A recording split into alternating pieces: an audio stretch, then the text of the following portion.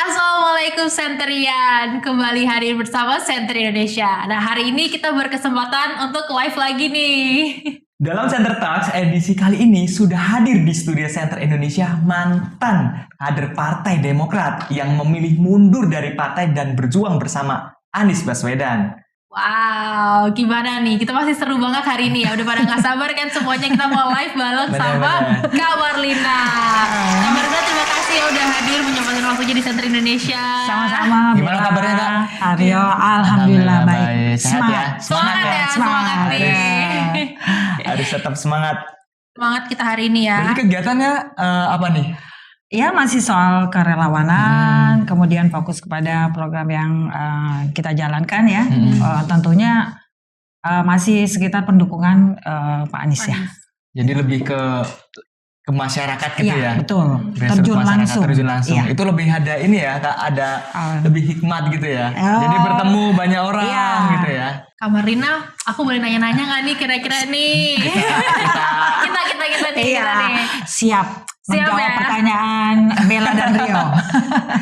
Oke, Iya. Kak Marlina, aku boleh nanya gak sih kira-kira kapan sih Kak Marlina mulai bergabung dengan Demokrat? Demokrat nih? ya. Saya mulai bergabung sekitar bulan September ya 2022. Oh, oke. Jadi memang bergabung untuk niat menjadi caleg memang gitu ya di situ 2022. Berarti baru kemarin ya Kak? Baru padahal semangatnya ini kita lihat dari live-nya ini udah semangat ya, beda ya. Iya. Seperti anak muda nih. Anak muda ya, nggak mau kalah. Jadi Desember 2022. September. September 2022. Ya, dan apa namanya? Kemudian penutupan mencalekan kan Desember. Jadi saya memang melengkapi berkas pas tanggal 30 Desember 2022. Last minute Banget ya. Last minute. Nah, Kak Marlina kalau boleh tahu nih gabung Partai Demokrat ini karena Pak Anies atau partai atau yang lain nih kira-kira nih. Yang pertama sekali tentunya adalah karena Pak Anies. Kenapa karena Pak Anies? Saya basisnya adalah relawan ya. Relawan Pak Anies tentunya. Saya berpikir panjang ya. Saya tidak cuma di kerelawanan saja gitu. Saya ingin berkontribusi di dalam gitu ya. Ikut di kepemerintahan. Bagaimana caranya ya?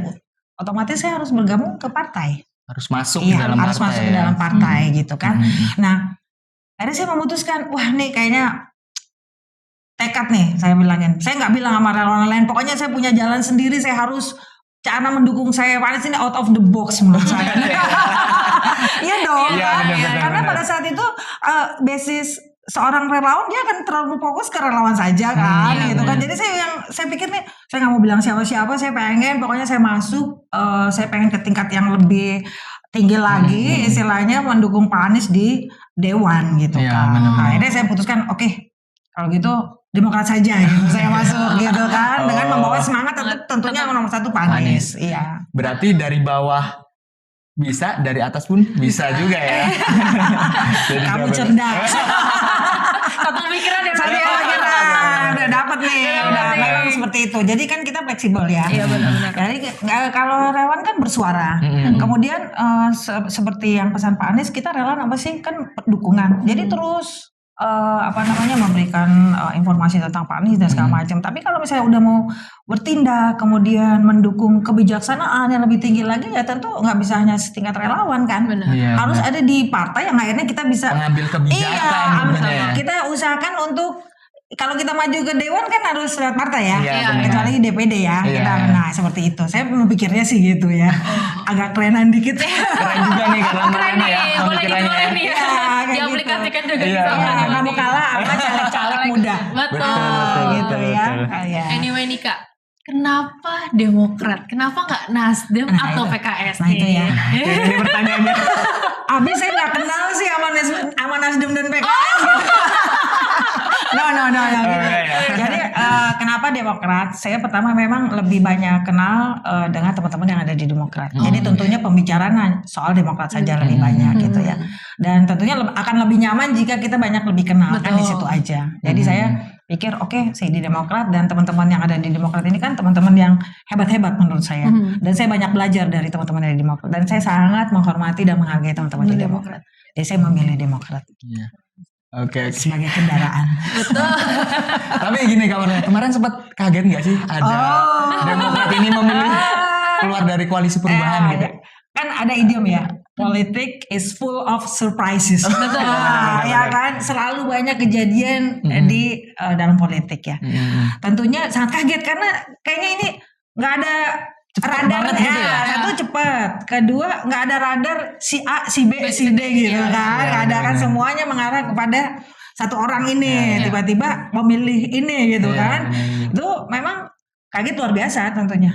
Banyak WhatsApp Japri apa segala macam. Kenapa sih harus dan juga banyak kekecewaan juga karena kalau di bawah nih ya relawan ini kan tiba-tiba menjadi menjadi pengamat politik gitu ya. Langsung gini, aduh kenapa sih Pak Anies berpasangan dengan ini? Masih banyak yang kecewa ya. Iya, kan itu. Terus tapi saya kembali lagi ke kita ya. Saya bilang gini, ini kita tunggu saja nih. Mengapa Pak Anies ini memilih sosok Caimin misalnya, kita tunggu saja. Kenapa kita harus menunggu? Saya bilangin, satu kan biasanya kita dukungan kepada Pak Anies. Yuk kita beri dukungan kepada Pak Anies nanti pada saatnya untuk beliau menjelaskan mengapa harus Caimin yang dipilih. Itu pertama adalah meredakan aja gejolak teman-teman yang kaget. Karena itu pasti banyak huru-hara ya. WhatsApp 1 kali 24 jam tidak berhenti. Bahasa itu terus semuanya menjadi ahli politik tiba-tiba semua. Semua jadi dengan ada yang mengeluarkan rekam jejak Caimin, ada yang mengulas segala macam gitu ya. Saya cuma lihat gini, udah yang paling utama adalah kita tenang, cooling down. Tunggu saatnya Pak Anies ini. Dan kebetulan Pak Anies pada tanggal 1 September itu kan langsung mengeluarkan statement menenangkan teman-teman relawan. Tetap fokus saja, nanti pada saatnya nanti akan ada waktu untuk dijelaskan. Dan itu cukup luar biasa. Itulah seorang Pak Anies ya kan, seorang negarawan kalau menurut saya. Seorang calon pemimpin ya. Nah begitu. Itu jadi memang bagian dari kita cooling down dulu dengan tidak supaya kita mengangkat isu-isu yang nggak jelas kemudian berkembang makin blunder yang akibatnya kita makin jadinya jadi debat kusir ya di situ ya. Nah itu alhamdulillah pada saat beliau tanggal 1 itu memberikan siaran pers untuk teman-teman relawan itu agak cooling down dulu. Walaupun ada yang misu-misu ya, saya mau keluar kalau gitu nih, saya mau keluar dari relawan karena saya tidak setuju, walaupun saya pendukung Pak Anies, saya tidak setuju milihnya si A gitu kan. Ya keluar aja nggak apa-apa juga kan soalnya kalau soal pilihannya kita nggak bisa maksa. Betul, udah pasti ada alasan yang bagus dong ya. Tapi berita baiknya adalah dia balik lagi gitu karena dia jadi bingung gitu kan mau ngapain gitu kan, jiwanya untuk Pak Anies hanya kemarahan sesaat dia keluar. Ini ngomongin relawan ya, wajar sih Kak ya. Kalian jangan nyenggol dulu. Wajar. Emang pada saat itu saya sampaikan juga waktu itu saya diajak ngobrol dengan Bang Refli. Memang orang situ itu adalah reaksi yang wajar ketika marah, ketika dia sedih dan merasa sayang dengan Pak Anies kok salah pilihan. Mereka udah saya keluar dari Wagrup saya nggak jadi dukung ini kecuali kalau Pak Anies milihnya ini atau kecuali kalau nggak mau ini gitu kan. Nah tapi 2 hari kemudian masuk lagi. Emosi saat ya. Kayak gitu. Wajar lah ya. Itu dinamikanya gitu. Terus nih Kak Marlina, boleh gak sih aku tahu kenapa pada akhirnya Kak Marlina memilih untuk tetap memilih Pak Anies dan meninggalkan Demokrat? Kayaknya bentar dari hati nih ya. Aku dibilang lebay ya. Jadi memang kalau ini kan idealis ya. Saya dari awal ini memang pokoknya ini adalah perjuangan untuk Pak Anies. Menurut prinsip dan idealis saya. Saya tidak pernah juga keluar-keluar ke teman-teman, saya tuh mau dukung Pak Anies 200% gitu. Tidak. Saya mendukung dengan hati. Jadi saya jalankan aja apa yang saya jalankan ini. Nah, pada saat ada berita tiba-tiba ini kita cooling down 2 hari, kemudian saya pastikan kan, saya tanya ke dalam ke Demokrat apakah benar ada beritanya. Ya mohon di cooling down. Oke, cooling down. Kemudian sampai satu titik banyak berita-berita di media mainstream yang simpang siur akhirnya menarik dukungan. Nah kalau ini berarti kan saya harus mengambil langkah apa nih dengan segala konsekuensi yang akan nanti saya dapatkan. Tentunya yang saya ambil langkah ini adalah ketetapan hati saya, bagaimana saya mendukung Pak Anies. Jadi saya sampaikan kepada pimpinan, saya bilangin kalau Demokrat tetap menarik dukungan ke Pak Anies, saya mohon maaf, saya akan mengundurkan diri dan keluar karena saya akan tetap berada di mendukung Pak Anies. Luar biasa sekali nih Kak Marlina. Jiwa idealisnya ya. Parah. Perlu kita tiru ya bagi anak-anak muda ya. Bos banget. Bener.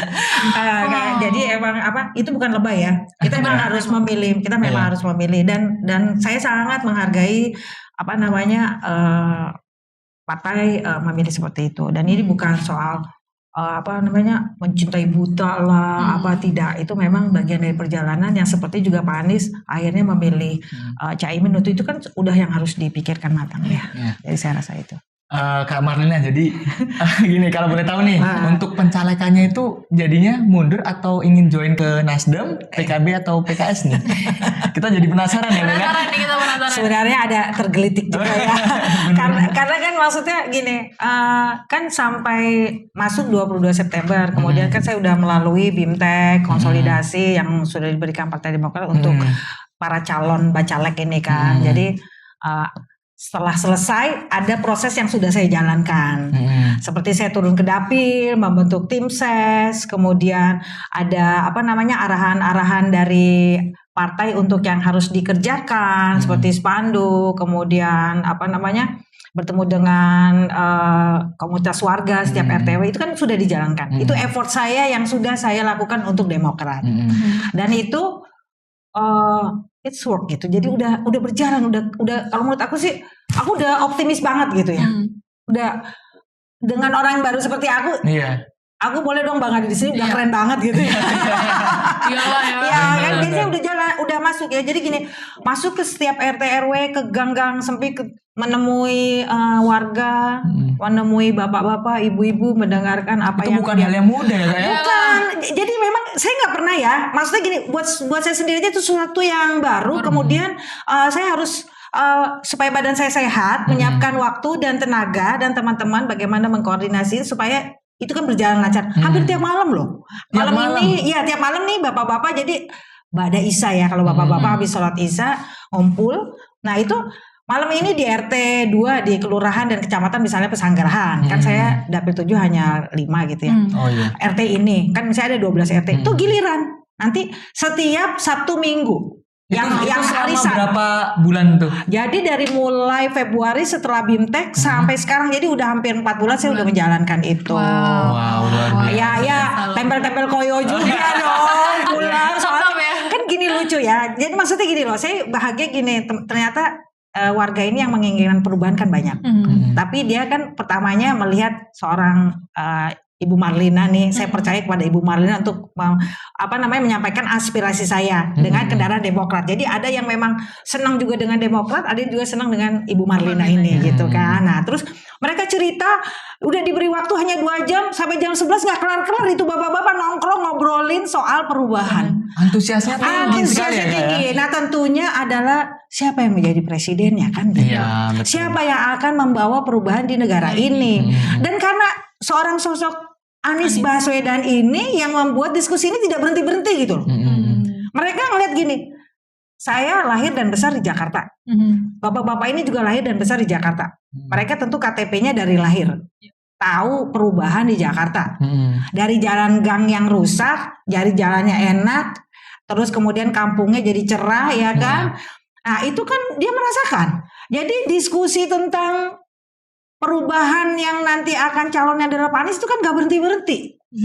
Itu jadi yang bikin 4 jam, bayangin ya, aku belum pernah nongkrong kecuali di kafe ya. Kalau teman-teman kafe ini kan di rumah warga, bisa 4 jam 5 jam cuma ngomongin perubahan. Wow, luar biasa loh. Karena seorang hati ini udah. Maksudnya gitu. Itu maksudnya, iya maksudnya gini loh. Maksudnya jangan sembarangan cuma turun ke dapil, tidak. Mereka itu juga semangat, antusiasme karena yang akan membawa perubahan ini adalah seorang Anies Baswedan gitu loh. Yang cerdas. Yang cerdas. Kalau mungkin kalau cuma seorang Ibu Ida Marlina kan sebagai yang memberikan aspirasi nanti ke atas gitu ya. Sebagai jembatan. Iya, jembatannya aja gitu kan. Tapi membicarakan sosok Pak Anies Baswedan ini nggak berhenti-berhenti gitu. Pak Anies tuh orangnya amanah, Pak Anies tuh orangnya sidik, Pak Anies tuh orangnya rendah hati, sederhana. Itu nggak berhenti itu persoalan begitu sampai dengan gini, kayaknya nih nanti Pak Anies yang bisa mendengarkan kita nih gitu kan. Apa? Kita pengen dong misalnya supaya nanti telur kok naiknya cepet banget sih misalnya nih soal itu kan. Kok beli ayam kok naiknya segini, ini kan omongan di bawah kan. Omongan obrolan itu tuh sekarang kok obat kok bisa mahal, bisa kok kita harus gini. Nah itu hal-hal yang kecil itu yang mungkin kalau orang melihat cuman ini kayaknya nggak penting banget ya, tapi suara itu kan harus didengar jika ingin perubahan gitu loh. Makanya mereka nggak habis-habisnya balik lagi karena adalah yang membawa perubahan ada seorang Anies Baswedan. Berarti belum ada kepikiran untuk pindah. Nah, cari lagi. Nah, tapi sebenarnya gini ya, saya sebenarnya masih semangat ingin menjadi anggota dewan ya. Tapi saya pikir-pikir lagi ya, saya pikir gini, mungkin ini juga tidak ada yang kebetulan. Mungkin saya ditakdirkan untuk tetap menjadi relawan yang lebih lagi saya harus vokal lagi, saya harus lebih turun lagi supaya tetaplah apa yang dijalankan anggota dewan untuk turun ini saya bisa sampaikan. Mungkin jalan yang terbaik ya. Idealisme saya itu. Seperti dengan itu. sejalan dengan ini ya Kak. Itu lebay banget ya. By the way nih ya, Kak Marlina kan ketua Garnis ya Kak. Betul. Kalau boleh tahu udah sejauh mana sih Kak pergerakannya, dan mungkin boleh dikasih tahu ya Garnis itu apa sih Kak buat teman-teman sendirian yang belum tahu ya. Boleh nih. Ya boleh. Jadi saya ketua umum Garnis. Garnis itu Garda Nasional Anies. Dan memang baru dibentuk 14 Februari 2022. Nah ini saya membentuk ini kan simpul relawan ya. Saya membentuk simpul relawan ini bukan ikut-ikutan kepengen jadi ketua umum, kemudian kepengen eksis menjadi seorang ketua pendukung Pak Anies tapi ketua simpul, bukan ya. Jadi ini ada sejarahnya sebenarnya. Sejarahnya adalah pada saat Covid. Pada saat Covid. 22. Pada saat Covid, saya ini adalah pelaku usaha kecil UMKM. Saya punya komunitas UMKM. Pada saat Covid itu semua terpuruk. Teman-teman saya tuh hanya penjual fried chicken, terus donat yang di kelasnya pinggir jalan, gerobak, lapak gitu kan. Kemudian kesulitan. Aduh, gimana nih? Banyak lah yang pinjam uang dong kan. Aduh, buat beli beras aja nih buat. Pertanyaan saya, mau sampai kapan mereka pinjam uang untuk membeli beras? Tapi tidak ada yang dilakukan. Kan berarti saya kerepotan dong. Pinjam ke saya misalnya gitu kan. Terus saya rembuk. Kita ngumpul yuk, diskusi lah ekonomi. Gimana nih Mbak? Nah sekarang gini deh, kalian kalau kayak begini jangan salah nih pemimpinnya, berarti kita jangan salah. Kan biar bagaimanapun walaupun Covid, tapi ada proses ekonomi yang pada saat sekarang ini tidak sesuai lah gitu ya, yang harus dirubah gitu kan. Waktu ngumpul, saya bilang nih sama pentolan teman-teman saya, ada sekitar 80 orang, bilang gini, nih kita harus rubah nih, satukan dulu, siapa nanti yang kita pemimpin. Bu Marlina siapa? Saya ingin Pak Anies Baswedan yang memimpin negara ini. Kalau gitu sama, ya kalau sama kita satukan, yuk buat komunitas. Kenapa? Supaya nanti nih terpecahkan nih masalah-masalah teman-teman yang ada di UMKM ini, saya bilangin. Saya punya perusahaan distributor minyak besar.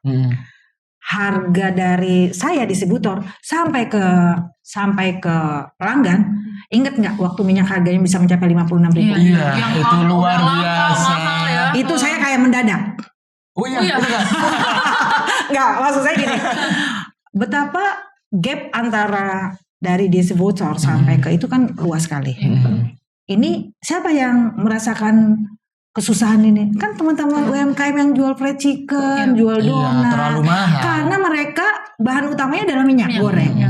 Kalau misalnya dia naikkan harganya, dia pasti nggak ada orang beli karena daya beli menurun waktu itu. Karena Covid kan orang semua nggak bekerja gitu kan. Pendapatan juga kan berkurang. Nah, terus kalau dia nggak jualan, dia nggak dapat penghasilan. Gimana caranya? Terus saya bilang gini, oke, kalau gitu gini deh, kita kumpul, buat dulu.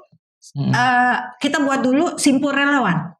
Apa nih namanya? Ya udah, saya sebagai inisiator kan, ya udah namanya Garnis saja. Kita pertama adalah memajukan di UMKM dulu, saya bilangin. Kemudian bentuklah pelan-pelan. Saya yang mendistribusikan minyak goreng dari saya, kurang lebih 30.000 liter.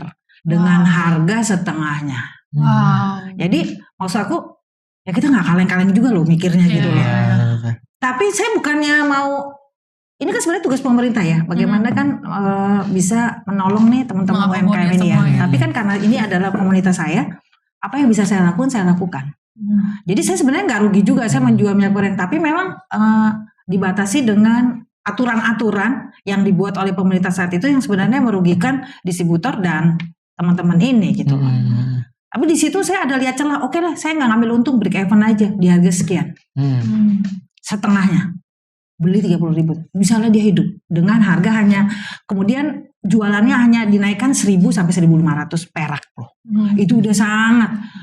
Saya paling merinding. Karena bayangin ya, seorang fried chicken kemudian ada COVID dia bisa berhenti tidak bisa membayar uang sekolah anaknya sampai 3 bulan. Dia bisa berhenti tidak bisa membeli beras. Dia menjual motornya, dia menjual mobilnya untuk supaya membayar karyawannya. Saya sendiri memberhentikan karyawan dari hampir 40 sampai 21. Wow. Menjual mobil saya untuk bisa membayar pesangon ini. Yang di PHK itu. Iya, yang di PHK itu. Jadi maksudnya itu sangat luar biasa. Nah, dari cerita itu kemudian kita membuat. Kemudian kita sama-sama berkomitmen, yuk yang punya usaha kecil, yang ingin punya usaha, yang ingin mengembangkan juga, yang punya dana untuk usaha, gabung yuk di Garnis saja. Terbentuklah Garnis. Nah, di dalam Garnis itu ada asosiasi pedagang pulsa yang anggotanya udah ratusan. Ada asosiasi pemasok restoran, ada asosiasi pedagang kacang, ada asosiasi jadi ada asosiasi pedagang kaki lima. Ada asosiasi pedagang yang yang di lapak-lapak kalau hari Minggu pagi Car Free Day itu. Dan itu di seluruh daerah. Di seluruh daerah, bukan hanya di Jakarta. Kalau di Jakarta kan nggak semuanya UMKM punya begitu ya. Nah, tapi itu jadi membawa berkah. Artinya kita bisa jalan atas bantuan kita sendiri loh. Kalau kita bergabung, kita kuat, setiap masalah kita cari. Pasti ada solusinya. Ada solusinya. Misalnya penjual kacang. Aduh, COVID sepi nih. Kita berapa nih anggota? 800. Yuk kita beli yuk teman kita ini. Muter nggak? Iya. Oh iya, betul. Terus gini, Bun, selain minyak apa Bun? Bentar, aku cari telur dulu. Langsung ke pemasok di telur, murah. Dapat. Kita bantu. Kebantu nggak? Kebantu. Tepung. Jadi di dalam itu juga udah terjadi transaksi ekonomi di dalam. Kita saling membantu. Nah, sekarang bayangin. Dengan seorang pemimpin yang kita pilih sama Pak Anies, yang beliau sebagai role model saya anggota Jackpreneur juga, role model di DKI Jakarta, yang dia telah mengembangkan UMKM, kita tularkan, kita kasih ke teman-teman yang belum. Kan luar biasa. Jadi perpanjangan tangan ya. Luar biasa itu, maksud aku gitu. Jadi ini ada story, behind story yang ini memang benar-benar kenapa saya membentuk itu, ya karena ada nilai historinya begitu. Jadi bukan latah. Yuk kita dukung Pak Anies sama-sama, bukan. Saya menyatukan dulu. Mau nggak kita pemimpinnya nanti adalah seorang Anies Baswedan? Mau. Kenapa? Karena rekam jejak memajukan UMKM di Jakarta itu beliau berhasil. Kita akan tularkan di setiap daerah. Oke, nah itu berkembang. Berarti Garnis ini, relawan Garnis ini lebih fokus ke bidang ekonomi ya. Ekonomi. Dan makanya gerakannya untuk turun misalnya turun-turun misalnya kalau setiap acara ini ke beliau gitu ya memang agak berkurang karena satu tidak bisa meninggalkan usahanya. Mereka jenisnya kan warung, restoran-restoran kecil. Nah, yang keduanya jenis perjuangannya adalah spanduk di warungnya. Ada gambar Pak Aniesnya di situ. Walaupun dengan berat hati takut nanti yang tidak suka Pak Anies dan itu sudah pernah ada persekusi gitu Persekusinya bukan yang jahat tapi jadi tidak membeli di situ gitu. Nah itu perjuangan loh Bella. Jangan dianggap enteng, itu adalah perjuangan. Dan satu kebanggaan juga ketika di Solok waktu itu tokonya besar langsung itu Anies Baswedan. Kita makanya apresiasi yang begitu. Dan kita siarkan ke seluruh Indonesia gitu supaya lebih kuat lagi ya. Ceritanya panjang banget ya.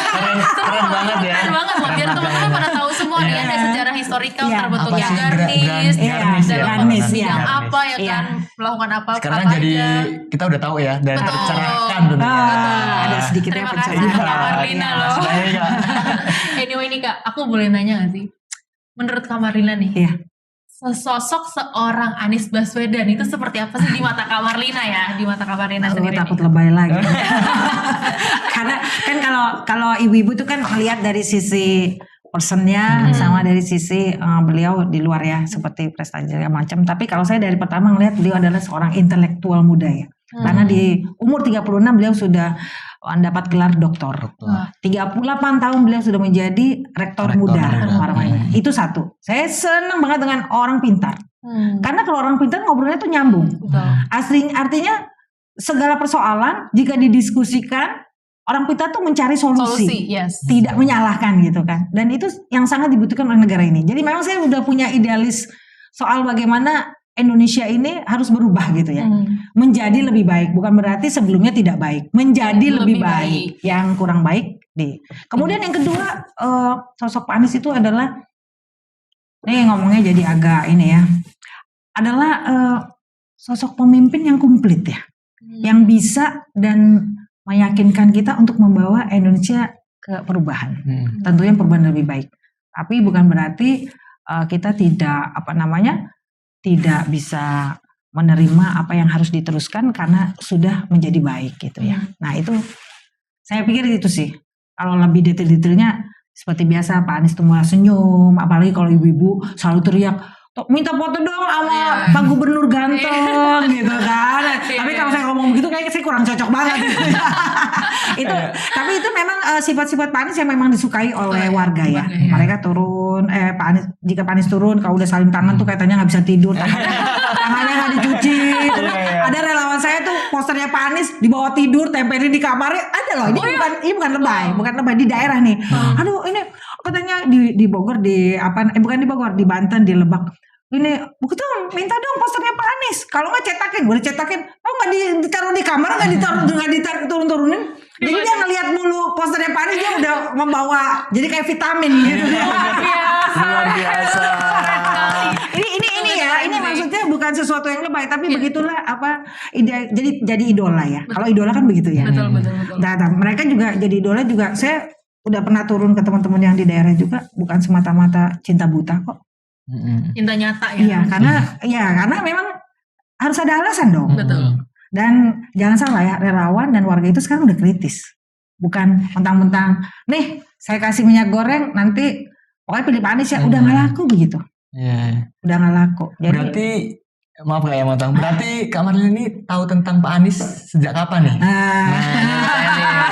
Kita perlu cari tahu nih. Kita cari tahu nih ya biar Kayaknya dalam banget ya.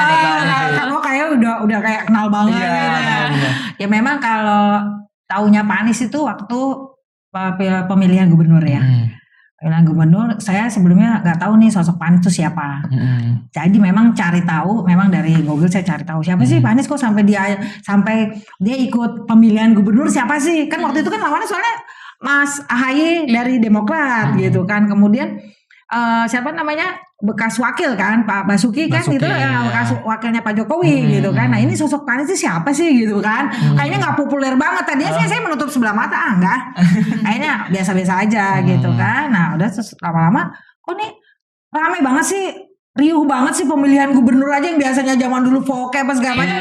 Iya kan nggak pernah riuh kan. Nah kok riuh banget, apa yang biasanya kalau ada keriuhan berarti ada yang dikhawatirkan. Nah yang dikhawatirkan itu berarti orang yang bisa diunggulkan. Nah udah saya pas cari tuh, wah ternyata bener ya ini ya gitu kan, udah bener. Udah saya baru tahu itu aja. Kemudian kebetulan saya mendukung beliau, saya diajak untuk berkegiatan mendukung waktu itu.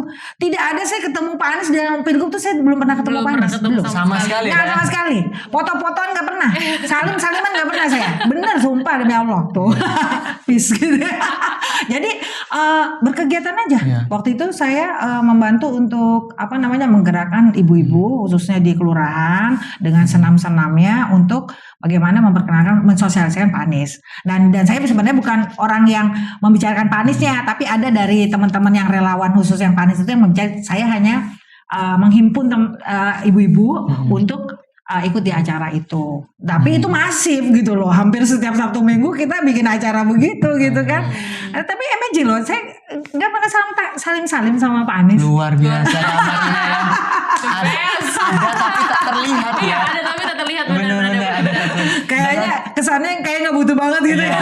Nah, tapi memang benar kan mungkin disibukkan ya. Iya. Jadi memang waktu itu kegiatannya cukup padat dan waktu itu kan gesekannya kan luar biasa ya. Iya. Maksudnya ke hirup pikuk banget ya. Iya. Tambah lagi kan ada masalah ini, kemudian dihajar-hajarin. Nah itu saya pertama kali saya tahu di Pilgub aja. Sampai akhirnya mendukung beliau ya. Mendukung beliau termasuk daihatnya jadinya. Katanya daihat ya. Bahasa medsos. Mungkin ada pertanyaan lagi nih Kak Marlina nih. Iya. Jadi ketika peta politik ini berubah nih. Iya. Nah, ada pesan apa sih buat para relawan di seluruh Indonesia? Ini nih yang paling penting nih, ya. paling krusial nih. Iya, karena kita kita tentunya melihat kepada Pak Aniesnya ya. Jadi pesan dari Pak Anies ini kita ekivalen dengan pesan dari saya kepada relawan. Yang pertama adalah tetap kompak, kemudian terus bekerja, mencari dukungan ke semuanya. Karena pemilu ini adalah kesempatan emas ya untuk melakukan koreksi, perubahan, perbaikan. Walaupun sudah ada yang baik yang sudah dilakukan oleh pemerintah. Nah, yang keduanya, kemudian yang kedua adalah tentunya kita tetap mendukung dan sebagai perekat di partai koalisi ini, ya kan, partai-partai pengusung ini. Iya, jadi kita dukung partai-partai pengusung. Kemudian yang ketiga, ini yang paling kerja-kerja nyata nanti di akhir adalah bagaimana kita simpul-simpul relawan ini berkonsolidasi ke garis depan. Garis depan itu apa? Ke tingkat kabupaten, kota, dan ke TPS-TPS nanti pada akhirnya di pemilu. Kemudian setelah konsolidasi kita harus memastikan nih anggota simpul kita sudah ada belum nih? Iya, betul. Nah, di TPS-TPS ini yang ujungnya nanti adalah menjaga suara Pak Anies. Iya, betul. Kita jangan cuman menaikkan elektabilitas Pak Anies, tapi mendukung suara Pak Anies, mengamankan, menjaga. Ya. Melihat kita sudah punya pelajaran, pelajaran yang sudah. Aku tuh sopan loh. Kita harus selalu belajar. Iya, kalian kan yang anak-anak muda soalnya kan udah pada pintar-pintar. Saya selalu gini ya. Saya punya, ini boleh ya sedikit ya. Jadi saya tagline saya di Demokrat sebenarnya adalah saya meminta untuk kaum milenial Gen Z ini diberikan ruang. Karena nanti tahun emas Indonesia ini adalah yang mengisi adalah teman-teman milenial dan Gen Z ini. Dan ini saya sering berdiskusi bagaimana teman-teman ini mau ngomongin Pak Anies tapi nggak mau denger Pak Anies tuh orangnya ganteng, Pak Anies tuh orangnya baik. No, bukan itu. Pak Anies, apa yang bisa diberikan Pak Anies untuk kita nih kaum muda? Betul. Ditantang, out of the box gitu. Jadi Pak Anies pasti akan gini. Oh, kalau gitu gini. Ada komunitas apa misalnya kan? Saya tuh bilang gini. Oh, Bun, bikin dong perlombaan futsal dong. Oh, kalau memang futsal bisa merekatkan teman-teman, kenapa tidak? Ya, betul. Tadinya saya udah berencana membuat futsal, tapi begitu saya sudah buka pintu lagi kan, jadi gagal. Jadi pada semoga ada yang mendengar dan kemudian melanjutkan program saya ini ya, gitu ya. Jadi itulah kaum milenial dan Gen Z. Bun, bikin dong diskusi itu dong digital gitu kan. Oh, jadi banyak ya antusiasnya. Nah, maksudnya anak muda tuh seperti begitu. Iya. Jadi jangan dipikir anak muda tuh kalau ngomong nyalain, no, itu karena kepintaran dan kecerdasan teman-teman dari anak muda ini. Jadi itu yang bisa membuat kita tidak jadi tua-tua gitu ya. Luar biasa kabarnya, jiwanya mantap, selalu muda selalu. Semoga kita kayak berasa seumuran nih dari tadi ya. Ya kita doakan semoga kabarnya sehat selalu dan amin. Semangat berjuang Kak. Amin. Wah, seru banget ya hari ini kita ngobrol bareng sama Kak Marlina nih ya. Tentu banyak pengorbanan dan perjuangan yang dilakukan ya demi Anies menjadi Presiden Republik Indonesia. Betul. Ya. Seru. Semoga perjuangan dan pengorbanan serta doa kita semua berbuah manis ya di 2024 mendatang. Amin. Terima kasih juga buat teman-teman Senterian yang sudah hadir, udah salam buat kita, salam buat kita, udah komen juga, dan salam buat keluarga dan tetangga semua teman-teman di rumah ya Senterian. Jangan lupa subscribe. Oke, thank you teman Senterian ya. Sampai ketemu di live berikutnya ya. Bye. Wassalamualaikum.